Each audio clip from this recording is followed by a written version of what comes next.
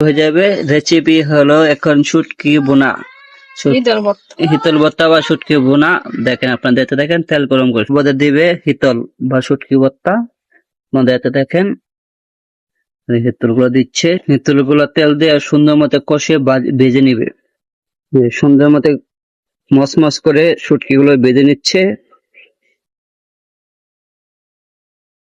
হচ্ছে মরিচ, মরিচ আগে কেটে নেওয়া হয়েছে, এখন মরিচ দিচ্ছি।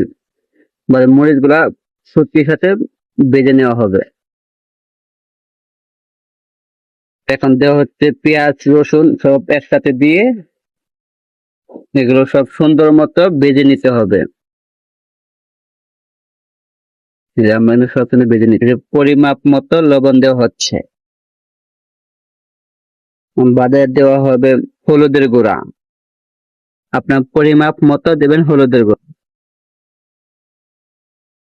সুন্দর মতো পেঁয়াজ গুলো সুন্দর মতো তেল দিয়ে ভাজে সুন্দর মতো মসমস করে আসবেন, খাইতে টেস্টি বাইরে যাবো। আমাদের প্রায় পরে আমাদের পরে রেসিপি হয়ে যাচ্ছে পড়াই, আর অল্প কিছুক্ষণ সময় লাগবে, তাই কিন্তু রেসিপিটা হয়ে যাবে। শুটকি বোনা কিন্তু হয়ে যাচ্ছে পড়াই। পড়াই হওয়ার পথে ভিডিওটা যদি একবার যদি নেন, আপনি হিদল ভর্তাটা 3 প্লেট ভাত খাবেন এই হিদল ভর্তাটা দিয়ে। গরু গোস্ত ফেল, এখানে কোনো গোস্ত লাগবে না। এই ভর্তাটা কিন্তু একবার যে খাবে সে দ্বিতীয়বার খেতে পস্তাবে খাওয়ার জন্য। এই যে এখন আমার রেসিপিটা হয়ে গেছে, হিদল ভর্তাটা হয়ে গেছে।